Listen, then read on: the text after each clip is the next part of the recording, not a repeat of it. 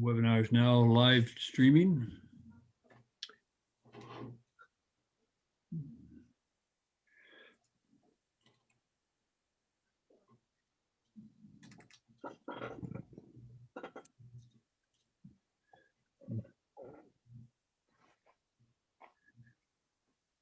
YouTube is now running, Mayor Beamish.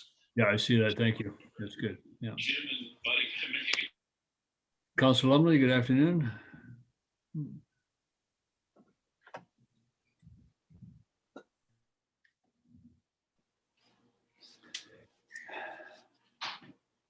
Hello. Hello. Yeah. Good afternoon, Councilor Lumley.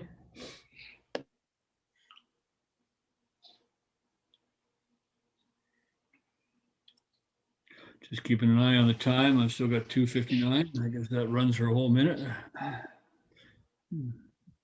Oh, 3 o'clock. Okay. Thank you, everybody. We're ready to proceed. Director of Corporate Officer. Yes, ready to proceed. Thank you. Good afternoon, everybody. It's Tuesday, March 23rd. This is a special committee meeting of the whole to continue our budget discussion for the town of Gibsons. And we acknowledge that we are meeting today on the traditional territory of the Squamish Nation. I also acknowledge that Councillor Ladwig is not yet with us and will still be a while away before she returns. So we'll call the meeting to order at 3 o'clock and ask Council for approval of the agenda. Councillor Kroll, thank you. Councillor D'Andrade, thank you. All in favor of approval? Thank you. Also ask for a motion to receive all reports on the agenda. Councillor D'Andrade, Councillor Kroll, seconded. All in favor? Thank you. Okay, all reports are received. Today we have 3 reports to discuss, and then we'll be going to a closed meeting following the meeting itself and a special meeting. Okay, so the first item, I'll call upon the Director of Finance to come forward and present the General Operations Budget Update number 2. Thank you, Mr. Mayor. So this is, as you mentioned, update number 2 for the general operations budget. So on the preliminary budget for general operations was presented at February 23rd originally, and then update number 1 was presented on March 9th, committee of the whole. And this reflected a 2% tax increase and a projected surplus of just over $170,000 at that time. And so since that date, some adjustments have been made, and regarding council committee motions, some other staff adjustments. So we've added just over $5,000 to expense item to the support the Gibson Senior Society in their new line item. And then with subsequent years, council wants that to sit at $5,000. There's been a new $5,000 transfer to reserve for children's playground equipment and infrastructure, and that's sitting in the transfers to reserves section. Not in the grant section that council might normally see that in. That's because it's going to be transferring right to reserve until it's being used for children's playground. The attached spreadsheet also includes the preliminary allocation of just over $36,000 for the new staffing request. And I'm noting that this is pending council decision, and that would be removed if council chose not to go forward. But I wanted to reflect it in the budget so you can see what it looked like, because it was there previously. And then I've also had a relook at some of the various staff benefit accounts and have been able to reduce those down a bit closer to actuals, and also another adjustment I made to contingency. And so these changes result in a revised surplus of $145,632. And if you remember, that matches the taxation funding required for the preliminary capital projects that Director of Infrastructure Services presented on March 16th, which was just last week. And so what that means is that at this point, the taxation revenue that would be collected for 2021 based on the 2% tax increase that's been approved, it would cover all of our general operation expenses, and that includes any increases resulting from contractual obligations that are already in the budget. The additional direction received from council, as mentioned, that would be the seniors and children's funding, as well as that preliminary staffing allocation. Again, that's pending council decision. And then as well as the funding, the taxation portion for the capital projects listing that we have proposed so far. And in addition to the 2%, council also passed a motion for an additional 5% tax increase. And this is to begin the phase in of the tax revenue required for the future policing costs. And this equates to $165,000. And that would be taxation revenue, but also then a direct transfer to reserve. So it would have no impact on the annual surplus. And that money would sit in a reserve until it's required for policing. And so I provided an updated spreadsheet to this report as well, and that provides detail at the account level. And I'm here to answer any questions you have. Thank you. Thank you very much, Director of Finance. I also take it, if we look at that 5% figure of $165,000 equaling 5%, that means that 1% of our budget is equivalent of $33,000. So when we're looking at percentages, that's what we are this year be using for 1%. Is that correct, Director of Finance? Yes, that is, Mr. Mayor. Yep. Thank you. Yeah. Okay, the report has been received. Council, do you have any questions on this or the spreadsheet attached that you'd like clarified at this time?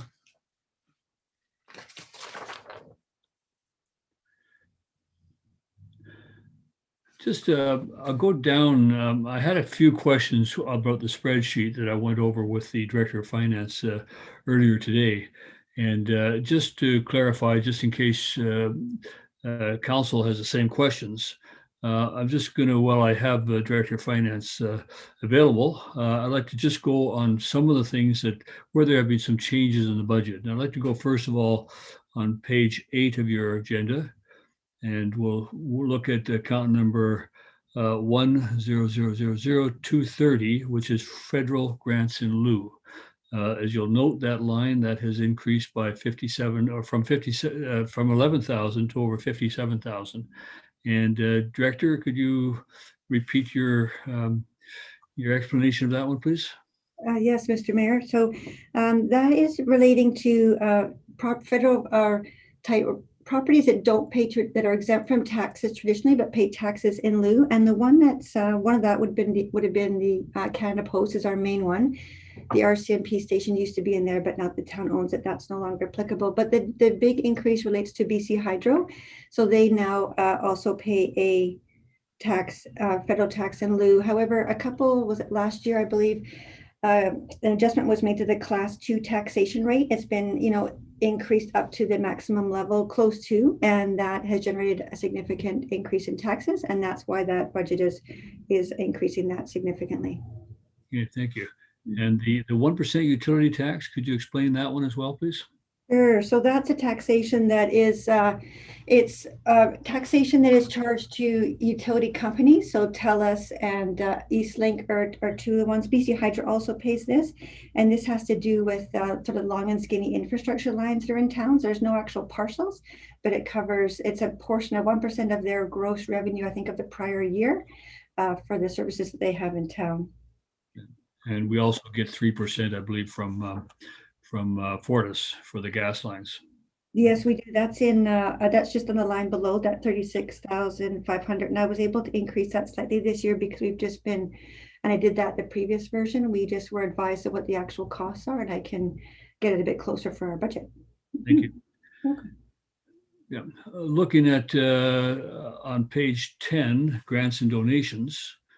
We note there, you'll see that it has actually increased from 317,000 to 351,000 in grants and donations. But the big increase in that was the $30,000 in terms of COVID costs. And so we've increased that. That's actually comes from a grant that we received. So it's not actually a taxation cost. It's actually offsetting from a grant.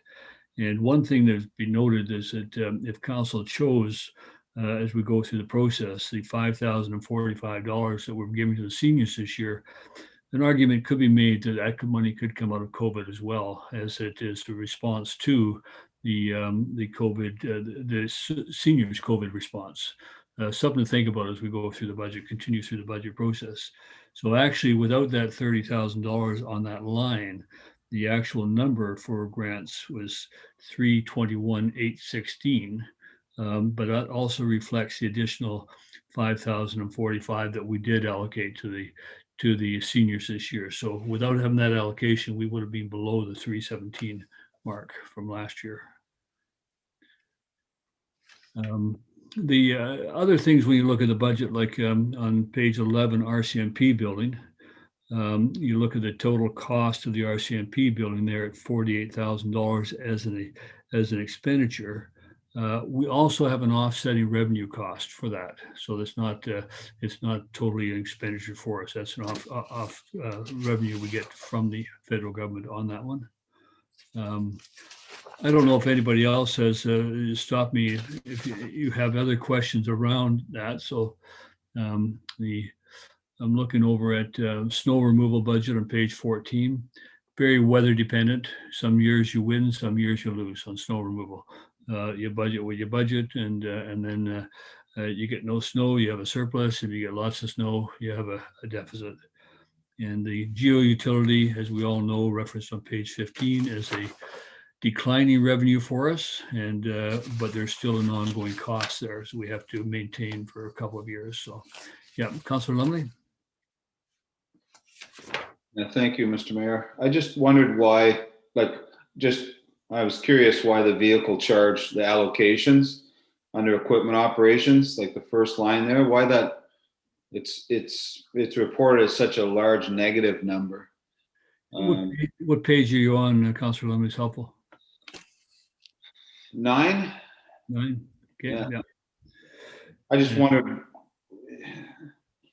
It's odd that it's like such a large, like obviously it was last year too, and it's just being reported as like a super negative number. Like I'm just not sure I don't know what to make of that. Yeah. Like it's a negative expense, like which you'd almost say, well, is it a revenue? Like, is it a revenue item? Like, Director of Finance, you want to address that, please? Yes, thank you. And thank you, Councillor Lumley. This is a really weird section of the budget. I struggle with this one as well in terms of why there's a negative in the middle of the expenses. And this is really its own little center, cost center it's an internal allocation of costs for, as we use the vehicles, we are putting some money aside for their replacement. So if you look at the total equipment operation, it sums to a negative of $195,000. And that's really the equivalent of the amount of costs that we're going to be putting aside into the reserve this year. And that would reflect, that will go into reserve, and then we use that for future replacement of the vehicles. And so as we use them, like I said, we put money aside into the reserve, and that's sort of that accounting maneuver to show that. We could show, I was looking when I first sort of took over the budget, looking at moving that out, and it, in some ways it's easier to explain ironically when it's all in one spot. And if you have a question about the increase in the operation, the amount, like the 195 last year budget was 178. Part of that is an increase that we're going to be funding with COVID because staff are not able to share vehicles right now because of COVID. We have some duplication of vehicles that normally we would have sold off when we replace them. We've kept those in the short term temporarily, and I'm using those, any additional costs that we have, I'm funding those through COVID, and that'll help also build up our reserve as well. So I hope that explains that section. Thank you. thanks. Councillor D'Andrade? Thank you, Mayor. It's on page 9. I was scrolling, and what is the association fees? What associations are we paying? It's on page 9. It's on expenditure details. It's the 1, 2, 3, 4, 5, 6, the 7 line. There's a association fees. I'm just wondering what kind of associations are we On paying? page 9 of your scroll or page 9 of the agenda? Oh, page 9 on the agenda. Yeah, I'm looking. Oh, there we are under expenditure details. Okay, that's the budget item is 21101-218 association fees. Director of Finance, do you have that at your? Yes, thank you, Mr. Mayor. I believe those ones are, those are council association fees, and those are predominantly UBCM. Yeah. There might be some, I don't think there's AVICC, but it's UBCM for sure, but I could look that up. Okay. I think possibly AVICC is there as well. Yeah, as a part of the associations that council is involved with, and those are the two big ones for sure. They're based on population. Mm-hmm. how they charge those. Yeah. Other questions? No, see none. Thank you. Well, and I'm sure we'll get back into detail tonight. There'll be questions, but it's just good when we see them, if we don't understand them, to ask now and have that opportunity tonight to listen. Okay. Thank you, Director of Finance, for that. I see no more questions. There were no decisions to be made on that, so we will move on the agenda. And we'll go to Manager of Corporate Services to come forward, please, Corporate Officer. And this is to deal with the updated staffing request information for council. Thank you, Mayor Beamish.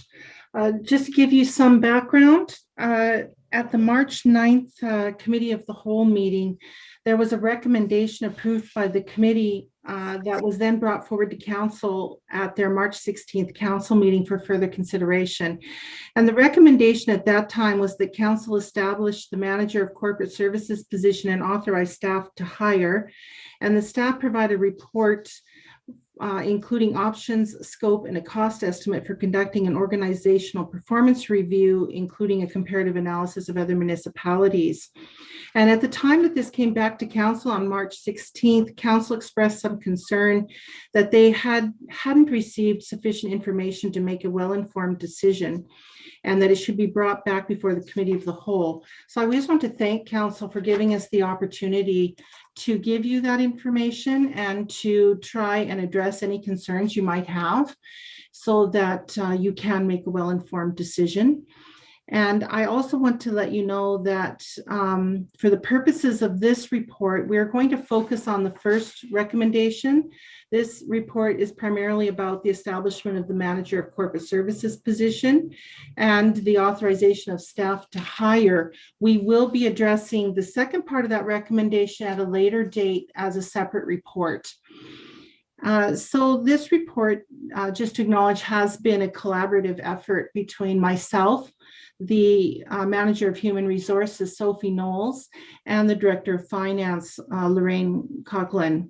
And I want to thank them and acknowledge them for their assistance in helping me with this, as this has been a long-standing concern of senior staff for some time prior to my arrival at the town.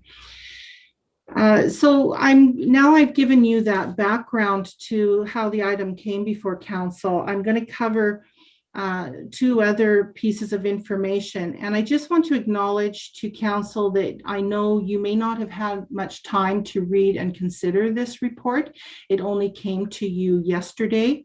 So if after I've gone through the report, if you still feel you need more time, I would encourage you to take whatever time you think you need to consider it. And if you still feel you need more information, I would invite you to ask further questions or to give us further opportunity if you wish. If you feel ready to make that decision, of course, we will respect and act accordingly with whatever council thinks is best. So I'm now going to cover kind of a summary of how things are and the current situation, and then the results of staff's internal review and assessment of the situation here. As you know, the Director of Corporate Services is also the corporate officer sworn under oath pursuant to Section 148 of the Community Charter. And in case you should want, for ease of reference, I've put at attachment A a copy of that section of the Community Charter, which is at page 26 of your agenda, page 26 of the agenda package.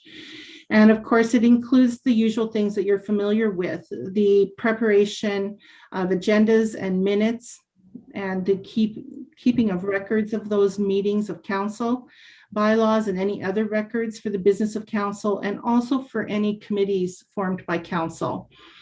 In addition, we provide support for committees that are widespread for each department as well, in making sure there's a record of any such meetings that are going, such as the Occupational Health and Safety, the Advisory Design Panel Committee. There's a variety of committees that administrative staff are attending and creating records for. We ensure that there is access to records and that access is controlled and managed as required by law or as authorized by council. I administer oaths and take affirmations or affidavits or declarations as required under this act, which can include witnessing signatures or signing on council's behalf for contracts, for land title registrations of covenants, permits, development variance permits, notices, a variety of documents, and occasionally I will act as the commissioner when a pensioner or someone comes to the front desk that requires that service. We provide certified copies of bylaws and other documents as required or requested. We accept notices, documents, legal documents, any kind of document that needs to be served on council or the town, and that is filed and then otherwise provided to council or to the rest of staff. And we keep the corporate seal under lock and key, but we keep the corporate seal. And so that gives you the duties as outlined under the community charter. Often municipalities will have this position described differently. It may be described as Director of Legislative Services or City Clerk from time to time. Each municipality handles it a little bit differently. In this case, the Director of Corporate Services would do much of the work of the Legislative Services Director, if it were called that, and that can include being present to give advice at meetings regarding Robert's Rules of Order or parliamentarian procedures, making sure resolutions are properly drafted and adopted, and tracking actions after meetings, providing legislative support to each of the town's departments as required and to senior staff, processing of requests under the Freedom of Information and the Protection of Privacy Act, oversight of records management. There are strict laws as to how our records must be stored. There's a numbering system that you have to become familiar with and it must be followed and complied with, and it requires the educating often of the rest of staff as to how that should be handled whenever documents or correspondence come through the town or through our doors.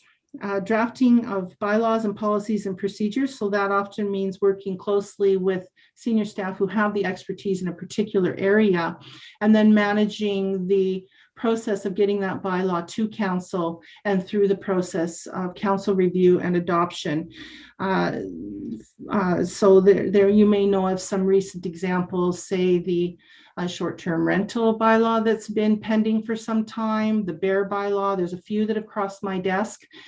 There are often someone on staff who has the expertise in that area that may be handling the drafting. It is something I can help with if I am able, but mostly my role then would be helping them carry that forward and getting it before council and through the council process. And tracking of contractual obligations, making sure that we are compliant with the legislative requirements or with the legal requirements, the legal requirements under a contract or a lease. Often we have such contracts when there's a grant that require reporting out and trying to track and make sure and help staff make sure that they meet deadlines that are legally required under a contract or a lease. So it should be noted that the legislative services role requires familiarity at different levels. Some you need to know really well and rely on often, and some not so much, with approximately 50 different pieces of legislation. It's a vast number of legislation. The main ones are the Community Charter and the Local Government Act, but there may be the Water Sustainability Act, the Elections Act.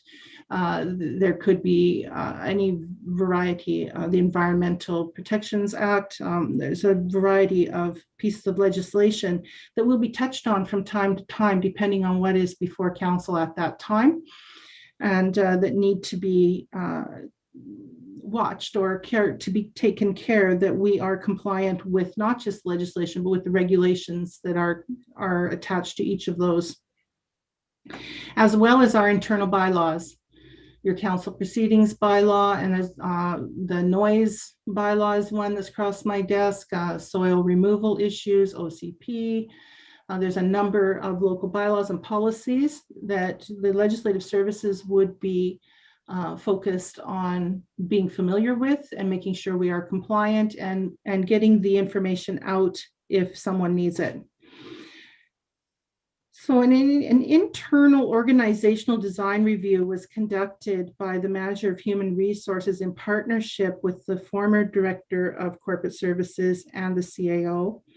That review focused on the corporate services in the administration department, and it was noted that there were some inefficiencies within the structure of the department. The corporate officer and Director of Corporate Services is doing more than those legislative duties that I've just described. They are also the IT liaison between staff and sometimes a counselor with our IT consultant, who is only on site for 1 day per week because we can't afford to have them here full time with an office on site. So they come 1 day a week, and when there is immediate need, it is the Director of Corporate Services who is that liaison and who tries to address the issue in the immediate until the IT services team can come and deal with it in a more thorough manner. Occasionally there's work with the SCRD, AVICC, and UBCM that can mean going back and forth between their corporate officer with regard to drafting of agreements or draft agreements that need review or signature and making sure they get to council, resolutions that need to go out to the AVICC or the UBCM. And then the director oversees 3 key areas of the town's administration. Previously, I reported out to you that I had 11 reports. I was counting a full-time casual position that is in place because of one person being on leave. If you don't count that, then I actually have 10 reports. So I just wanted to be sure that I was accurate with you. And we realized that in the course of looking at this more closely.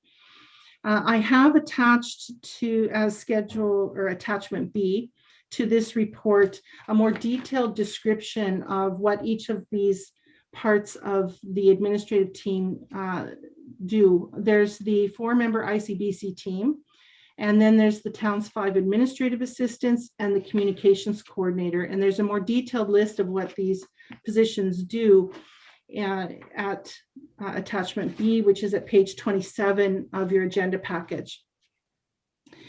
And so a large part of the role of the Director of Corporate Services is managing the day-to-day care of the people who fill those positions, as supervising what's going on with each of those positions and making sure we're working as a coordinated team as best as possible. Having been here less than 2 months, I am still familiarizing myself with that, and we are working at tightening that as best we can. In case we need to, we will tighten even further, but I'm telling you, they're working hard. And I think that if you look at that list, you will see that there's a lot to be done and that they are covering. But the day-to-day office management and IT responsibilities, our analysis and assessment showed that we felt this should be relocated to a more appropriate level within the town structure, which would then allow for the Director of Corporate Services to focus on the municipal legislative duties, which are more appropriately handled at the director level. And when you look at the analysis that follows, we feel the new position would increase effectiveness and efficiency. When the director performs office management tasks, it is expensive to the organization to have the director completing those tasks, more expensive than it would be if you had another position. We do our best to cover various levels within positions because we are a small municipality. But in this particular organization in the town of Gibsons, we have identified that there is a gap. We feel that adding this position is actually fiscally responsible and that the wages or income or cost to the town of having a Director of Corporate Services means the Director of Corporate Services is freed up and their capacity is increased to do those tasks that the town needs to see done. So we've identified that there is a gap in our structure. Most of our departments do have a manager working under the director. This one does not. And it's interesting that the one that does not is the one that most supports council and committees and the CAO. There isn't someone to help pick up that extra or expand that capacity to ensure that that is adequately addressed in the same way as we are managing to do in some of our other departments. So introducing the manager role would close this gap and allow the director an opportunity to focus on legislative work. And we also feel that there's been some impact from natural attrition and an increasing workload that was unforeseen and perhaps not intended. For example, permit applications for use of public space. They were formerly done by the Director of Parks. And when that when that structure was changed, that role was eliminated or was not backfilled. And since that time, the processing of permit applications now goes to the Director of Corporate Services, which makes sense because there is an administrative nature to processing a permit and an application that involves taking a look at any contracts or liability that might be needed to reduce risk. But also working in collaboration, the director doesn't do that on their own. They work in collaboration with the bylaw enforcement officer and the parks foreman.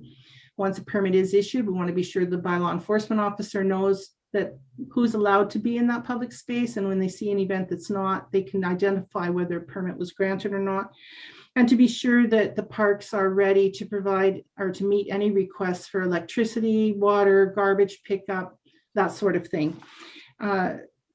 Another example would be the increased duties related to being the IT liaison. As you know, with COVID, that demand exploded. All the meetings now are electronic, and the requirement of managing the level of Zoom meetings and the number of Zoom meetings is vastly increased. And also looking down the future, we're anticipating the policing transition will increase the workload of the Director of Corporate Services significantly. So we want to be sure that we're looking at the workload and making sure it's sustainable, but mostly that it is allocated to the correct level. We then looked at the strategic plan and implications of the position. And I think it's really important to note that often administrative work is stuff you don't see. Whenever there's a direction to staff, there is a lot of small little steps that need to be taken to make sure that things don't get lost or fall through the cracks, so that they are properly managed and handled and brought forward. It touches on every single one of your strategic priorities because it touches on everything that you do and everything that your committees do. So increasing community engagement. The corporate officer and the communications coordinator are intended to work in tandem to increase the openness and transparency of the town's operations. But due to the heavy workload flowing through the director's desk, it's very difficult to have regular and consistent collaboration with the communications coordinator on an overall communication strategy. She's doing a great job, but having us work more closely in tandem would make it even better and would be increase your opportunities to make full use of what you have at your fingertips. Sustainable growth is also, we had a paragraph there, but it's important to note that if you want your growth to be sustainable, now is the time to be looking at what's coming down the road, and especially with the policing responsibility coming down the road, making sure that our growth is sustainable might mean needing another person to assist in this department. Managing our assets, it would ensure that the administrative work is defined and placed at the correct level, so that the time and energy that is currently being allocated by the Director of Corporate Services away from legislative tasks and the corollary tasks that usually would be arise in the course of legislative services, that they would be redirected in the right direction, and that you'd be paying at the right level for office administration. and then advocate for and facilitate a range of housing types, responding to climate change, advocating and collaborating on regional issues, making sure that your senior staff and your CAO have the support they need when they're preparing for new projects, the correspondence, the communications, and the reporting in and out. These are all things that the administrative staff help make sure happens in a timely manner. I have next the financial plan implications, and that part was prepared by our Director of Finance. And certainly I would invite you, if you have questions about that, she's here, she could help answer questions on that. But you'll see that the funding for the position, if you read, is reflected in the preliminary general operations budget as previously presented. No additional tax increase is required. And that the 2021 preliminary general operations budget previously presented reflects a proposed 2% tax increase, which provides funding for all general operational expenses, including increases resulting from existing contractual obligations. Additional direction received from council to date was the funding for seniors, children, and the proposed new staffing position, pending council's decision today or on April 6th, if this goes forward, as well as the taxation funding required for the 2021 capital projects proposed. The 2021 costs for wages and benefits for this proposed position are estimated to be $36,833. These costs are prorated to reflect an August 1 start date. So the 2022 operations budget would reflect the full estimated annual cost, which is $90,168. That is a combination of wages and benefits. It is not just wages, that is wages plus benefits. And that any additional authorized expenditures will be incorporated into the final budget as determined by council and incorporated into the town's 5-year financial plan.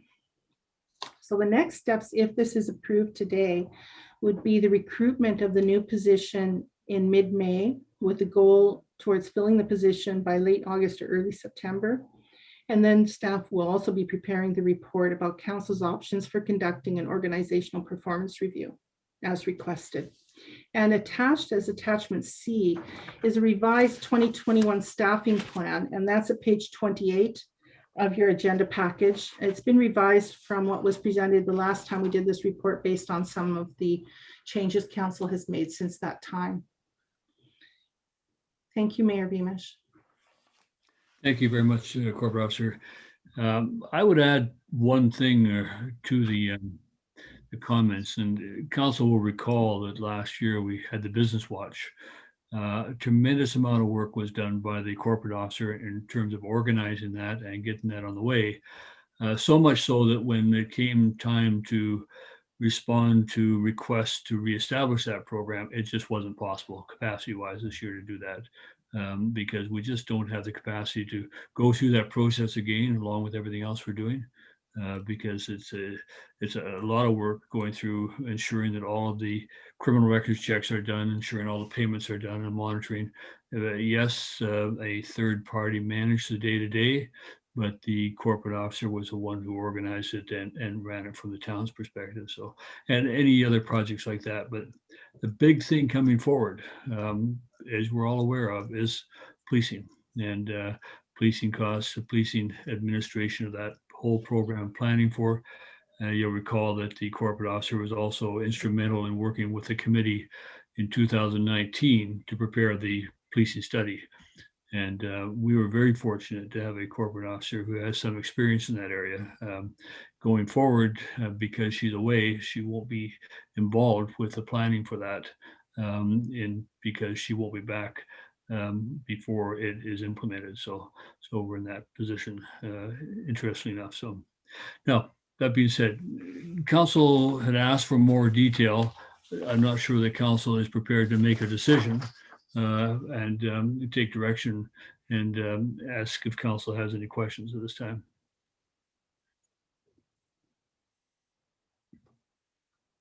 Councilor D'Andrade. Thank you, Mayor. I don't have a question. I just want to thank for the report, and I truly acknowledge the need. I mean, I don't think I have a sense that council in general, the councilors are not disputing any need. I think the concern, as I'm doing the math, for example, I understand that this year it won't come from taxation. So we might say, okay, but next year, when we will be hit even further with the police, we will learn about the population, right? It could be for some luck of the draw, we don't hit the 5,000. I will feel very comfortable in considering that. But when you, for example, calculate that a new position will be basically 3% increase, right? Because it's around 90,000. And the following year, there's always inflation and cost of living that is added to the position. So now on top of our water and sewage, on top of normal tax that always increase, we're gonna have a 3%. And I think, and then the police that is completely unknown. It could be that we have to go straight 10% for the police. When we look at the five, actually 10% is not even enough. When we look at the funding for that, the attempt to increase 5%, it's $165,000. That's nothing. So we will have to increase like the 30%. And that's the part that I think it's a cumulative effect of everything. And I think so it's not about, we understand the needs and we understand the benefit that would, people would be better served, staff would have better performance, they would be not pressured. But when I see what happens with the residents, they're absorbing. So the pressure will be on us. And that's when I suggested the review, because we probably have to be, everybody, it's reassessing their priorities. People are becoming minimalist. Minimalism is the new word. How can we cut this, cut that? And I think this is important that we embrace that too, because we have expanded. Since I have been in council, we have grown, right? We got and I'm not saying that it was not needed. Obviously, we need a human resource personnel. The hours were increased to almost full time, but the bottom line is, at the end of the day, it's tax, and business have been hit by COVID.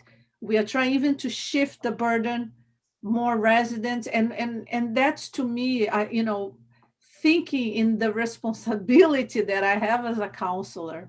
That's the part that I feel I should not do, because we have not tried the other way that most people are being forced to try, which is to cut. So that's my concern. So I just want to be clear here that I don't dispute the need. I think, and I totally understand, but I wonder if, and that's why, and I understand that there has been a need assessment, but I don't know how many job analyses were done, if looking at other positions that could fulfill part of the IT. Another option is, if the IT has been also caused by COVID, can we use part of this funding, COVID funding, to pay for IT, for more IT? So we take the burden from the director. Thank you. Thank you, Councillor Lumley. Yeah, I have a few things. I mean, as far as the report goes, and I appreciate the report, but it's kind of just a report that's been written to reaffirm what was asked for previous. I guess it's an internal review. And again, I'd have to go back to the saying, I think there was some miscommunication or maybe some misunderstanding. I wasn't looking, like when I suggested an organizational review, that's not what I was looking for. I was looking, this issue with this corporate, like, I guess it's a corporate director. I don't know why it's not a corporate officer, but the whole issue has been ongoing for some time. And all I was saying was that maybe somebody can come in, and just because things have been done in the past, the way they've been done in the past, doesn't mean they're the right things to do. I mean, people with every business changes its way of doing business occasionally to fit with either the times or their growth or their lack of growth. I mean, people have to make changes, and there's some things hey, and you know what? Council's partly to blame probably for this. I mean, we have meetings every Tuesday. We have an in-camera meeting every week. It's a lot of load for the corporate officer. As far as policing goes, I don't feel comfortable hiring somebody for policing right now because I don't even know what they would do with policing. I know the policing is not going to change on the coast. The only thing that's going to change is we're going to charge taxpayers more. So I have no information on that. Public events, I know Wendy Gilbertson used to do the public events for parks, I guess, and so on and so forth. But simply just lumping that on somebody, I don't know if that's the right thing to do. I don't know. I mean, like, that's what I mean. Like before, I was just saying, I mean, the information in the report is from an internal aspect, and I get it. Like I can understand it, but again, I would say like there's no comparison with any other municipality. I'm not sure. I mean, I think like, you know, the people at ICBC, like two of those ladies have been working there for like 20 years. Like, I don't know what she's reporting to the corporate officer. Like, you know, that they did a whole bunch of insurance work today. Like, I'm just not sure. Like, I just don't know. I don't know. So, and the communications officer, I don't know. She's intelligent. She kind of does what council asks her to do. And I don't know. I mean, I don't know how much oversight she needs. She seems like she's doing a job. But anyway, like I said, I just really think that, you know, I don't know. It's just like, you know, it's like I don't have the right. There's some old sayings that I can't use, but you know, it's kind of like, you know, too many chefs, not enough cooks. Maybe I guess we're kind of leaning that direction. And I would just like to, if there is another way of doing it, great. If there isn't, well, then there we go. But so far it's just, hey, we need this. And $90,000. And I know you say, hey, it's not, we don't need a tax increase.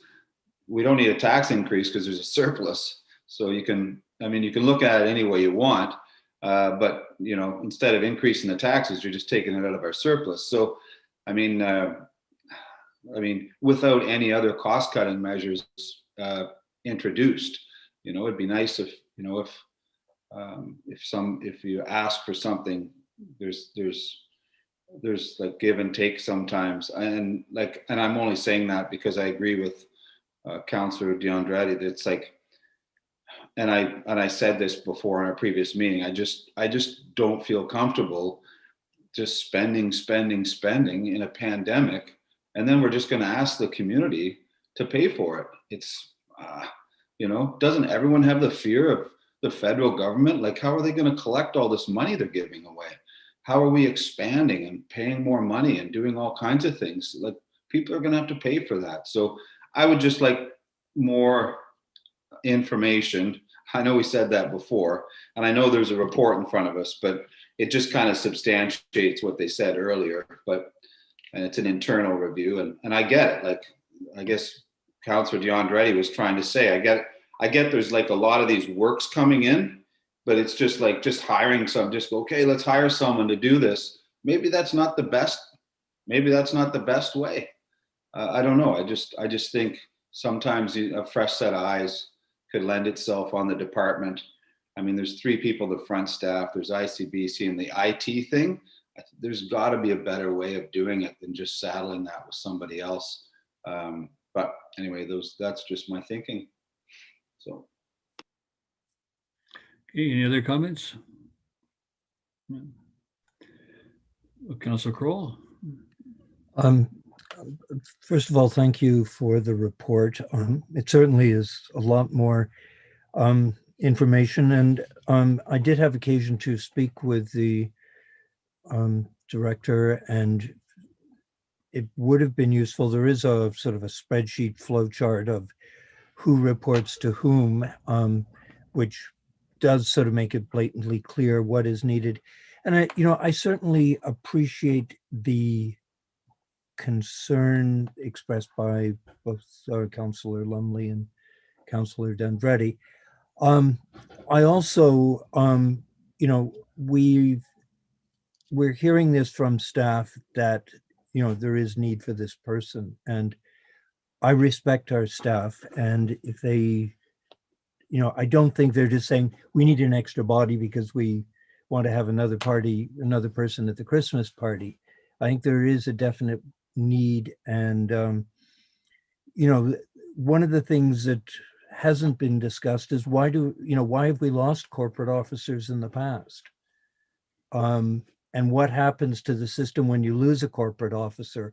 All the knowledge of the community goes with that person, and all of a sudden you're spinning your wheels trying to, you know, catch up, which is particularly inefficient. I know Lindsay, you know, spent a lot of her own time catching up with the community history and the backlog. So nobody likes to see their taxes go up, or how are we going to pay for this? But you know, I respect that staff are asking for this, and you know, it's you know, if we do this efficiency study that was suggested, it's not going to be cheap, but it may come back and maybe there'll be all sorts of wonderful things discovered for other cost saving. But at this point, looking at the workload of the corporate officer, I certainly approve the request for the position. Yeah, and I'm not going to ask that we vote on this today because I don't want it to end up being a tie vote, which would lose the vote. But I'm going to just concur with Councillor Kroll that I'm here every day. I see that volume. I see council asking for more on correspondence, more on this, more on that, and there's not the capacity. But if you want to find that there's other things we don't have to do, that we can move people in from other departments or eliminate other jobs, that could be an opportunity. But you can't have more with less, because I think you've already got that. And so that I think that you need to look at that. And I would rather we save money on an efficiency study and on a study, but that will be another cost. And there's other costs coming, I can assure you, so that you'll see. So that So the report has been received, and we'll move on. So thank you. Next on our agenda is the discussion of from the Director of Infrastructure Services on the general capital budget update. Director. Thank you, Mayor Beamish. I just want, before I kind of jump into the capital works, you know, my department was understaffed last year, and we had a hard time actually filling the position. I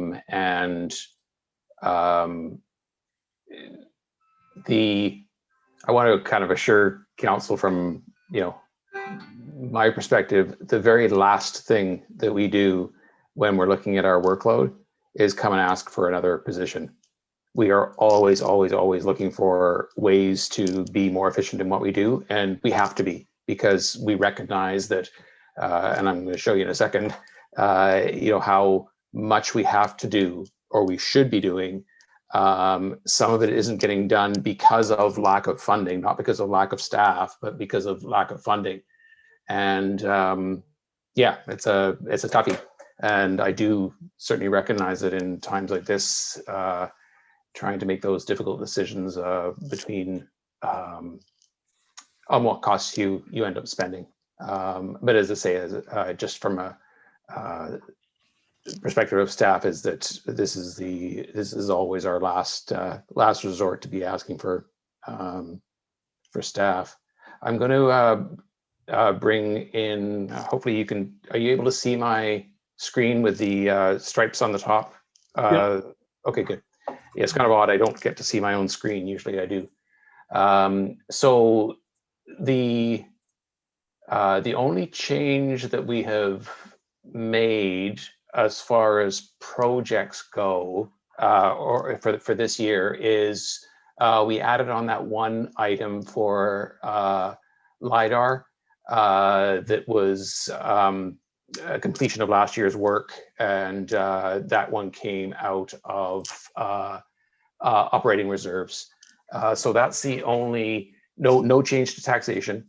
But overall project value, that's the one project that was added for this year.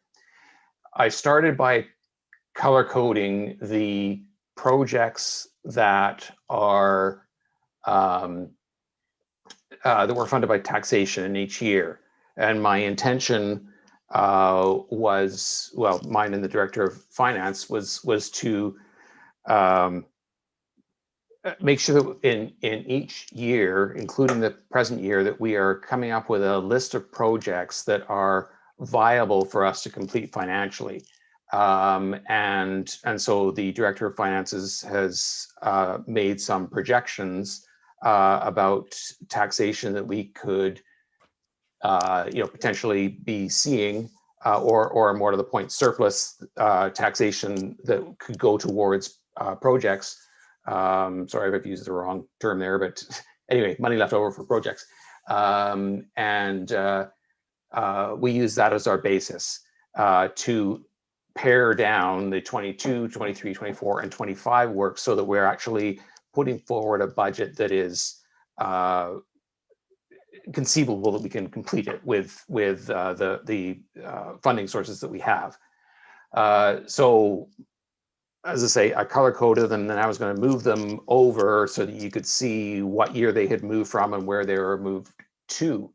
And so, we started off here with 2022 being roughly $200,000 over budget. And so we moved the zoning and OCP bylaw update 1 and 2 is what I call it.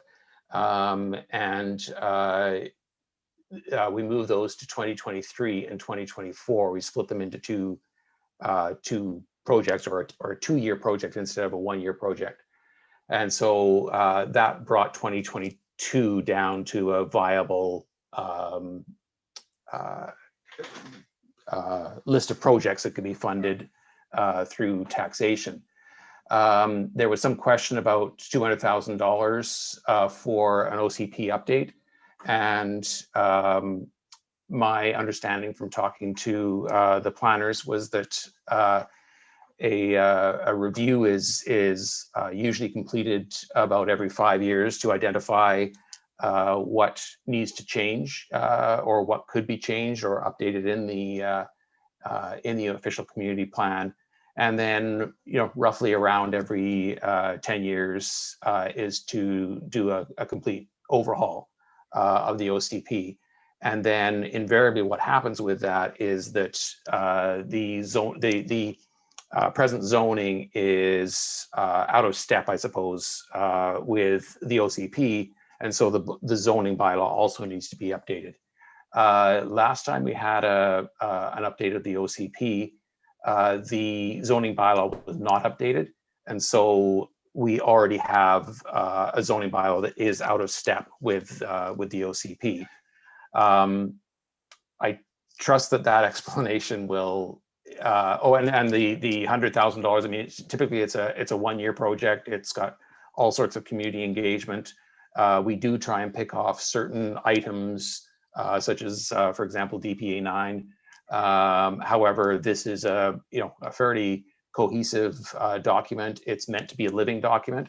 It's not meant that you have an OCP bylaw and just don't touch it. It evolves with how the town evolves, and with changing priorities, and so it's not unreasonable amount for an OCP update. There's a tremendous amount of work and public involvement in that sort of thing. So that kind of my moving projects from 1 year to another within this 5-year financial plan ended there. because as I moved them, I had to bump further things off. And so these projects that I've highlighted in blue, and I'll just show those. These projects here are all got moved to 2026. Basically got moved off the 5-year plan and being dumped all into 2026. However, 2026 has close on $900,000 required for taxation. It's just in order to complete that work. It's fallen off the, off this particular spreadsheet, but the fact is that still, those projects are still there. So just briefly going through this is a bit of a pattern here. Is active transportation so we try and do something each year towards active transportation, whether it's sidewalks or bike lanes or multi-use paths. Those have all got pushed off from this current 5-year plan and being pushed to 2026. The other one is the municipal AC. That all got pushed off as well. And a big impact on storm. And so we've got the first one is Mccall Lane grading and drainage. And that one has been a problematic area where it is a gravel road. And we want to improve that so that during high water or high rainfall events, the water doesn't flow into the downhill properties, which are basically are on Marine Drive and back onto the laneway. We've got a wall and ditch repair that still needs to happen on Payne Road. And then we've got annual drainage improvements, 3 years of that we cannot fund with a reasonable line for taxation. And then we've got 10 years worth of storm capacity improvements that have been identified by our integrated stormwater management plan that we are unable to get to because of funding.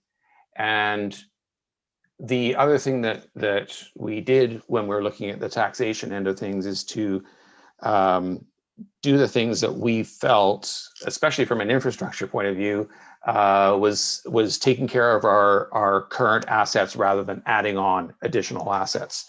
And we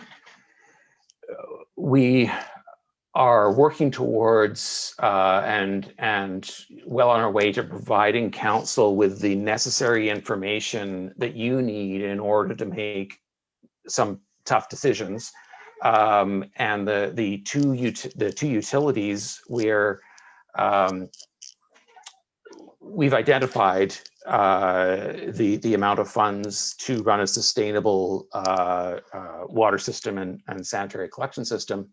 And council is putting in place the appropriate increases in that utility to make sure that we have a system that's reliable and being operated according to, in many cases, provincial or federal requirements. What we don't have is enough information on all of our general assets. We do on our roads. We don't on our streetlights. We don't on our buildings. We don't on our sidewalks, and we don't on our storm drainage. We are, as I say, we're currently working on that, and we'll have that information for you this year, but later in this year. But suffice it to say that the funds that we will need to properly maintain those bits of infrastructure are not adequately reflected in this 5-year budget at this point. The storm improvements, the storm capacity improvements I mentioned, that Not sure if I can find it quickly. Yeah, I can't remember how much that was, but it was a significant enough that we had to split it into 10 parts in order to have some possibility of being able to fund it. But even then, as you see, we're having to push this off. So what we see here now is, oops, no, I was in the, there we go, sorry. We are now have the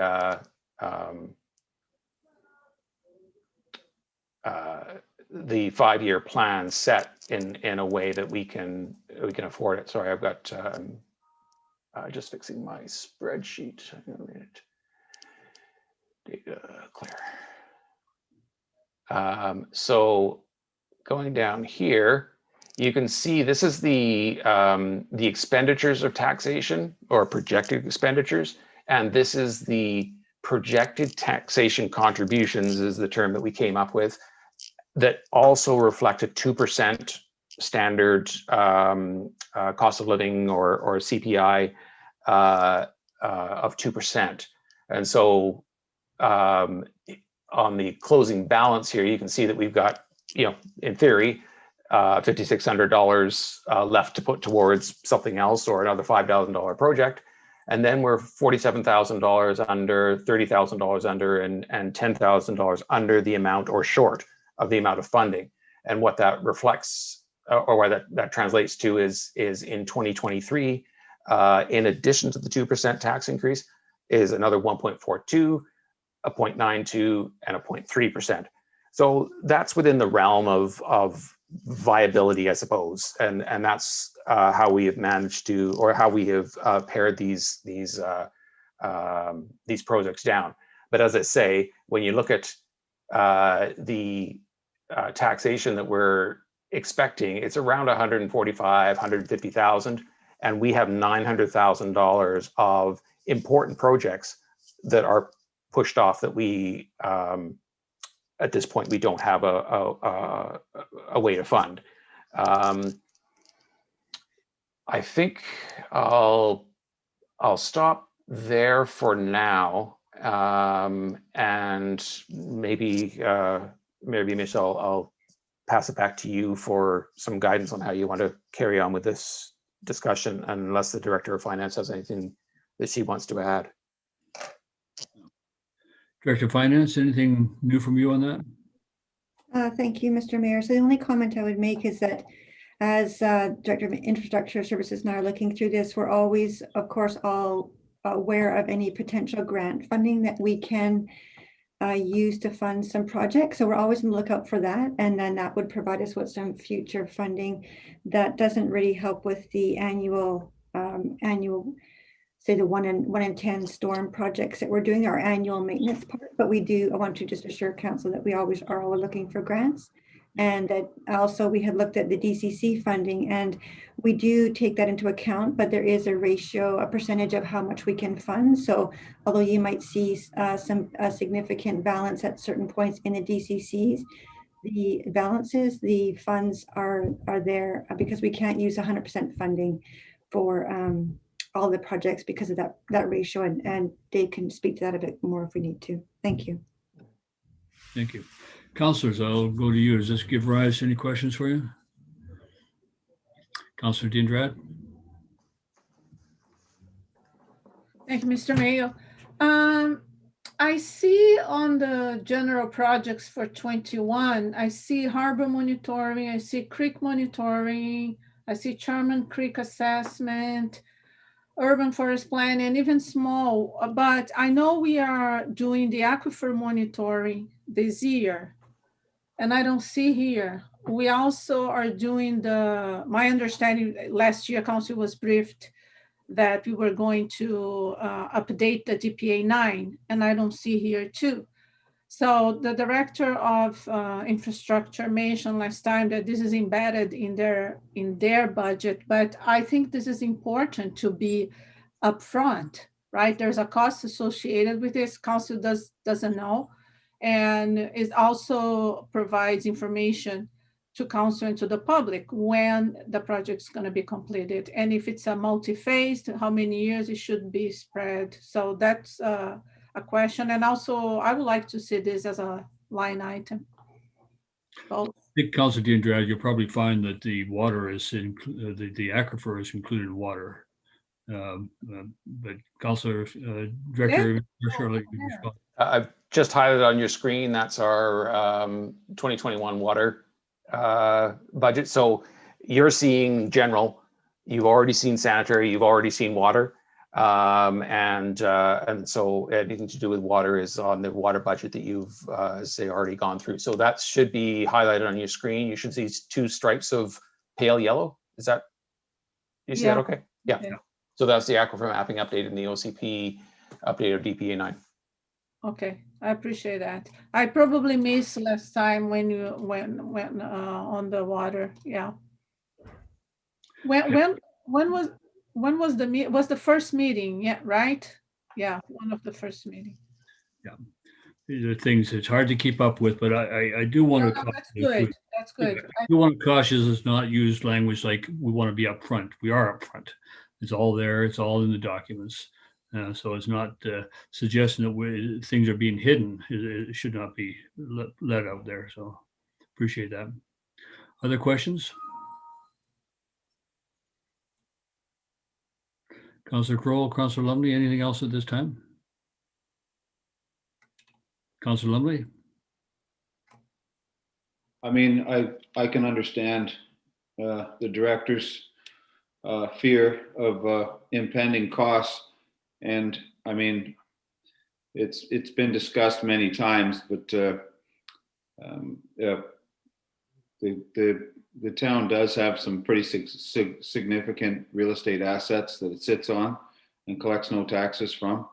And I know we've talked about it before on this council, but at some point you might have to make some big decisions like that and start, getting caught up or at least paying for some of these projects that can't be held off. That'd be like maybe the direction that you might want to go in instead of, like you say, after policing and all this, like the taxes would just be a huge tax burden on everybody. So, maybe we have to diversify and look at other ways that we can bring us up to date. Yeah, it'd be unfortunate if we started having to sell off lands, because I think 2 or 3 years ago it was looked at some of our major projects. Hopefully by this time would have come online and they would have been contributing to the tax base. Unfortunately, they are being frustrated and they're not coming anywhere.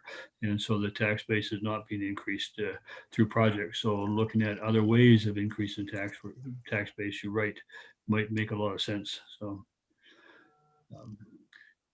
anything else on this? At this time, there's not a decision to be made. Again, it's information.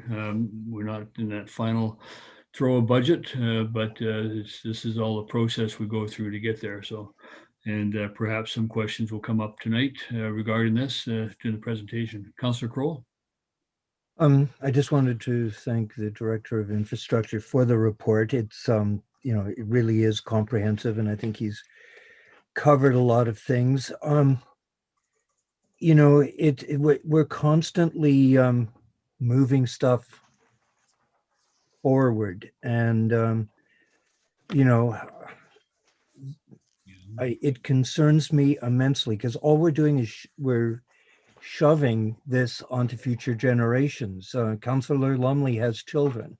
They're going to be paying for infrastructure, that should have been dealt with today, and we're pushing it off on future generations. And I just want to, sooner or later, you've got to pay, but for years and years and years, councils prided themselves on, we didn't raise taxes.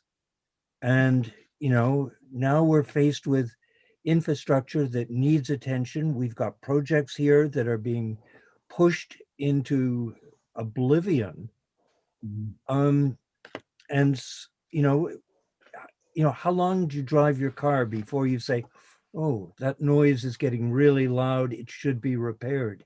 And we're doing this with the town, and it alarms me. I'm, of all people, the last one who wants to see taxes go up, but how much are we going to shovel onto future generations? And it's all well and good to have a 2% tax increase or a 3% tax increase, but if we're not being realistic, COVID is just being, huge excuse for a lot of things that, we drastically cut the budget last year because we anticipated people couldn't pay because of COVID. The director of finance will attest that there were very few people who couldn't meet their tax requirements. We live in a community where a lot of people defer their taxes, but the money comes back to us through the province. So I think,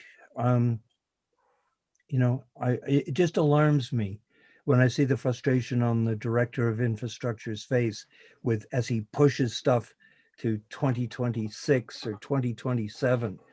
It's, when are we going to get real and deal with some of this stuff? Yeah, I think the classic example that we're dealing with right now is the garbage on the coast. There was pushed forward and pushed forward and pushed forward until suddenly we are 5 years away from having a full garbage dump with no plan for a new one, and the huge cost that's going to hit us all with. So there's another example of that sort of thing. So, but yeah, it's the reality is a 5-year plan is what it is. We often push things forward. It becomes a bit of a wish list in some ways. But it is there to remind us that before we take on another project, we have a long list, and yet we keep adding to the project, whether it results from ideal projects or based upon other issues or reality of having to deal with an infrastructure failure. They do come forward. So. Director of Infrastructure, you had a response? Yeah, just a couple of comments in regards to that, and I don't know if it's any comfort to you or not, but the being behind the desks that you are behind, having to make some very difficult decisions, and to try and make as many. Well, try and minimize the number of people to make unhappy is challenging. And what I want to let you know is that on our end of things, on staff end of things, we're doing the same. We are always looking for ways that we can, or at least in my end from as an infrastructure example, is looking for ways that we can leverage other projects, or like this year was rolling over the paving program contract, which not only saved staff time, but it held a lower cost asphalt price, but it also meant that we are combining those with other development projects when they're already mobilized, they're already out on site. And these are the sort of things as staff that we're constantly working on behind the scenes, is to stretch the dollars that we have to go as far as they can without creating a detriment to the infrastructure itself. And I think we can have things so tight that you're pulling out the duct tape to bind things together and finding out new and creative uses for coat hangers. And where that's the other piece that we're also endeavor to do as staff, is to do the best job that we can have in the most imaginative way that we can, that we don't always do things because that's the way we've always done it. And the reason I'm saying that is not to say, look at us, aren't we great? Although we, anyway, is to more say that this is kind of like a team effort, that staff are working hard down, in the depths of and at the top floor of the town hall, working just as hard on this as you folks are, and sometimes, you know, having to make challenging decisions on what sort of projects that we're bringing forward to you to try and make that happen, because we care deeply for the town. There's very few people at the town that are 9-to-5ers. They care and are committed to, and in many cases are residents of the town of Gibsons. Okay, are there any other questions on this? We received the report. Councilor Diendrad? Thank you, Mayor. If I may, I just want to make a reflection. I appreciate the reflection of the Director of Infrastructure. I think the town at the city level, we are dealing with issues that have been downloaded to us because of lack of provincial funding, lack of federal funding. And now if we get the picture of the world, which we are in big deficit, environmental deficit, because we are consuming nature more than we can replenish. So I think we are in a culture of debt. So the only reflection here is, I totally understand, and I really appreciate that the town had the increase over 10 years with the water and sewage. So we're gonna get to a point that we don't need to increase anymore. Now we have the policing. So I think all these long-term plannings, this is super important that we engage. But I think there's a sensitivity as well that we will be living like for the next 10, 15 years. And even we don't know what's going to be the results of this COVID, like Councillor Lummi saying, federal government lending all this, giving this money away, taxpayers will pay. So it's just a reflection that we are in different times. So living like that is almost the new normal, right? So I just want to have this reflection. Yes, long-term planning, it's super important, very long, 40 years, 25, and things. We will have to deal with issues with climate change that's upon us. But I think we have to be thoughtful of these two aspects. So it's not necessarily at the city level's fault necessarily, but now we inherit this big load. So we will have to level how much everybody has to pay. So this will be an ongoing thing. I don't think this is intrinsic to this municipality and not even to this province or this country. I think we're all struggling, and that's going to be many years to go. So I think it's just a reflection that these are the new times that we'll have to deal with this situation.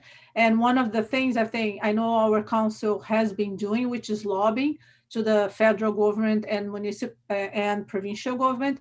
This is a very important thing that we have to do, because they have to provide more.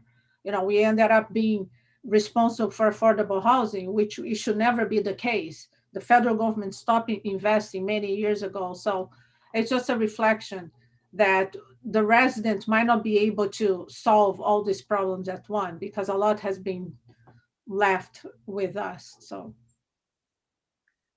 thank you. Any further comments on that? And we'll move on our agenda then. We are going to have an in-camera meeting, and before that we will have inquiries. But first of all, we should have a motion from council to close the meeting, and then corporate officer. Yes, Mayor Beamish, it's my failure to catch it or to help my staff, but under the motion to close, if you could please add section K, section 90 sub 1 sub K, which is negotiations and related discussions respecting the proposed provision of a municipal service that are at their preliminary stages, and that in the view of council could reasonably be expected to harm the interests of the municipality. That is another section that should be a reason for taking us into a closed meeting. Thank you very much. So that being said, then could I have a motion to adjourn in camera? Councillor Crowell moved, seconded by Councillor Diendrad. Thank you. All in favor of adjourning in camera? Thank you. And before we do that, before we go to a closed meeting, then we will have inquiries. So for the corporate officer, is there anybody there who has any questions at this time? Yes, there is. Let me just take a moment to move him over. You have a William Baker joining you. Thank you.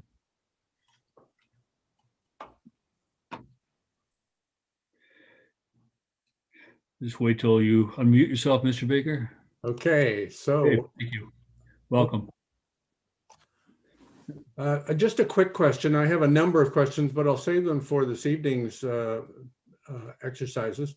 Could I understand the term, the term final budget 2020? Are we comparing this year's budgeting to a budget from last year?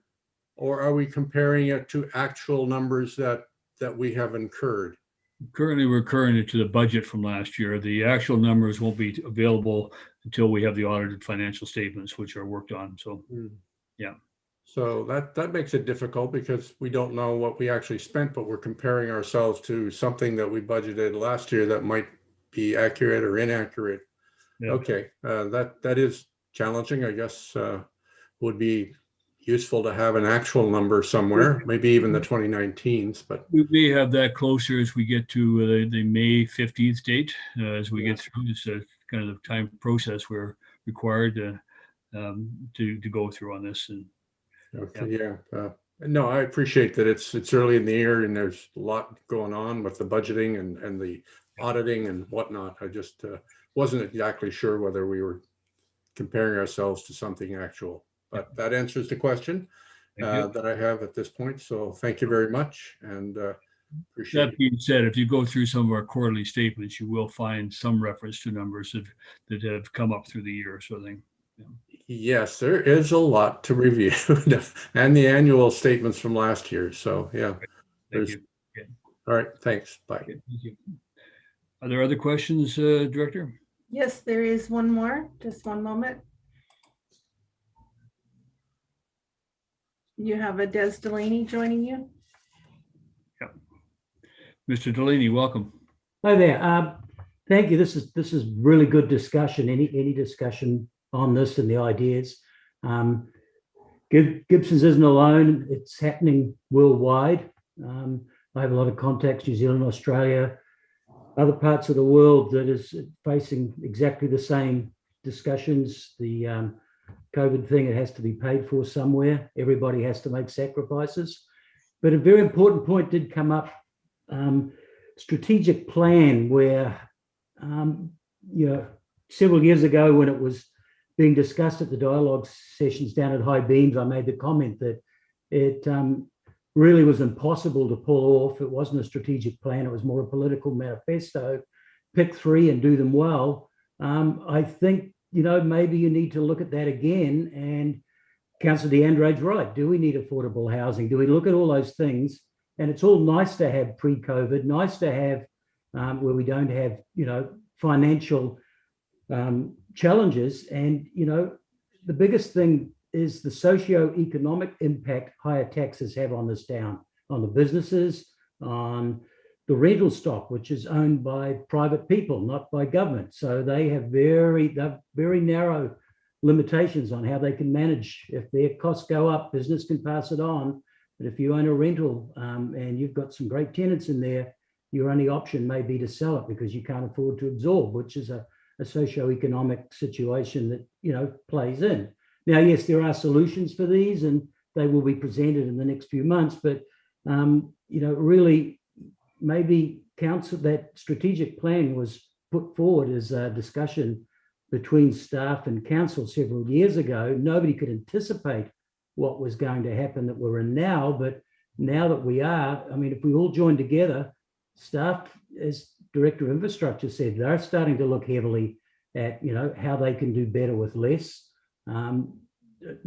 Everybody has to. We really don't have a choice. And even then, it's not going to get better. It's going to get tougher. So I guess, we can get into that more tonight, but this is very good direction, that a lot of discussion and different points and different aspects are coming out of all this process. So with tonight's meeting, just want to say thank you. It's, I think we're all moving in the right direction, but it's going to get a lot tougher before it gets better. Yeah. Thank you, Mr. Delaney. Yeah. We'll see you tonight. Thank you. Thank you. Yeah. Further comments or questions? Yes, you have one more. Thank you. You have Judith Bonkoff joining you. Judith, welcome.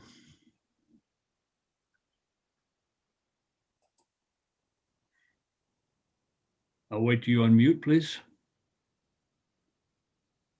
Okay, got it. Got you. Okay, and I still haven't got video and I don't understand why on this machine, but anyway, just as well, I'm in my painting clothes.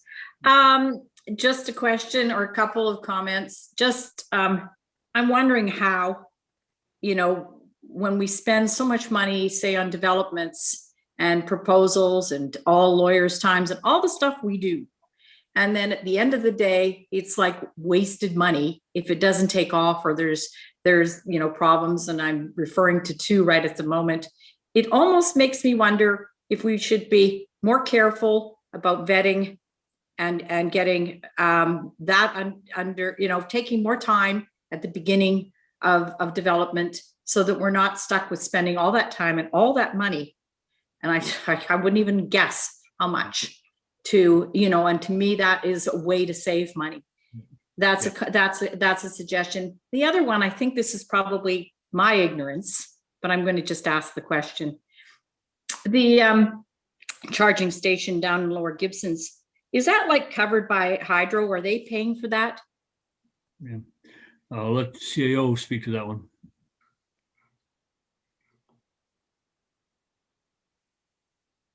Mr. Mayor, I don't believe so. The town covers those charges. Okay. They're part of our, they're plugged into the town's meter, I would say.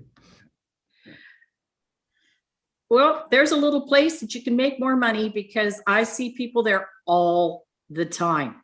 And I walk the walk. I mean, I live in the landing, and there is constantly cars charging up.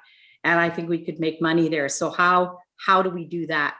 Yeah, I think we have to look at that, as well as we may have to look at charging for parking in Lower Gibsons to offset some of the costs down there. So those are things that have to be considered. Well, the electricity for sure. I'm not sure about parking because the businesses will object. Okay. Yeah. Thank you. Yeah. Okay. Thank you. Yeah. Okay. Anything else? There are no further questions at this time. Thank you very much. So we'll then go to our encampment session. We thank all of the observers and participants for attending, and those of you who are available, we'll look forward to seeing you tonight. Thank you very much. And we'll just give time for the corporate officer to get us off of YouTube. Thank you.